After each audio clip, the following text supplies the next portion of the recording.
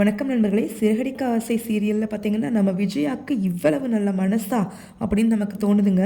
அதாவது மீனாவுக்கு உடல்நலம் சரியில்லை, அவங்களால குழந்தை பெற்றுக்க முடியாது, அவங்களோட கர்ப்பப்பை குத்து வாங்கின போது விரிவடைஞ்சு ஒரு பெரிய மேஜர் ஆப்ரேஷனில் இருக்காங்க அப்படின்னு சொன்னதுமே விஜயா பார்த்தீங்கன்னா ரொம்ப ஃபஸ்ட்டு கோவப்பட்டு முத்துவை அப்படி இப்படின்னு என்னென்னவோவெல்லாம் பேசினாங்க.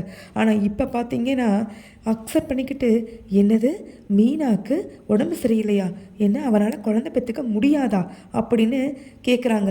அப்போது முத்து அதை எப்படிம்மா நான் சொல்லுவேன் அப்படின்னு மனசுக்குள்ளே நினச்சாலும், அப்படியா அப்படியெல்லாம் எதுவும் இல்லையே அப்படின்னு முடிஞ்ச அளவுக்கு சமாளிக்கிறாருங்க.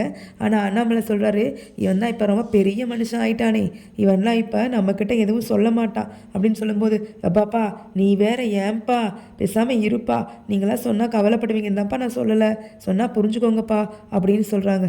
விஜயா பார்த்தீங்கன்னா, நான் உடனே மீனாவை பார்க்கணும் முத்து, எனக்கு என்னவோ போல் இருக்குது, நம்ம வயிற்றில் வளரக்கூடிய ரோகிணி வயிற்றில் வளரக்கூடிய குழந்தை பிறக்கிறதுக்கு முன்னாடி எனக்கு ஒரு வாரிசு ஸ்ருதி மூலமாகவோ மீனா மூலமாகவோ இங்கே வேணும் அப்படின்னு சொல்லும்போது முத்து மனதளவில் ரொம்ப சந்தோஷப்பட்டுறாருங்க.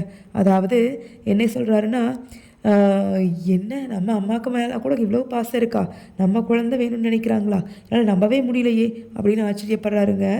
அண்ணாமலையும் சொல்கிறாரு, இப்போ அம்மாவும் வேணும்னு ஆசைப்பட்றேன், நானும் வேணும்னு ஆசைப்பட்றேன், 2 பேரும் என்ன பண்ணுவீங்களோ எங்களுக்கு தெரியாது, எங்களுக்கு ஒரு குழந்தைய உண்டாக்கி தர வழியை பாருங்க அப்படின்னு 2 பேருமே சொல்கிறாங்க.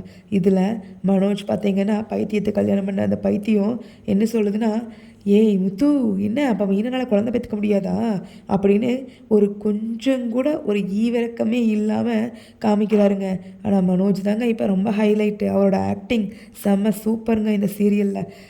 அப்போது ஸ்ருதி சொல்கிறாங்க, மனோஜ் உங்களுடைய இது ரொம்ப மைனஸில் போயிட்டுருக்கு, அதனால் கொஞ்சம் அதை பாருங்கள் அப்படின்னு சொல்கிறாங்க. உங்களோட குழந்தைக்கே அப்பா யாருன்னு தெரியாமல் அங்கே போயிட்டுருக்குது, நீங்கள் அதை பாருங்கள்.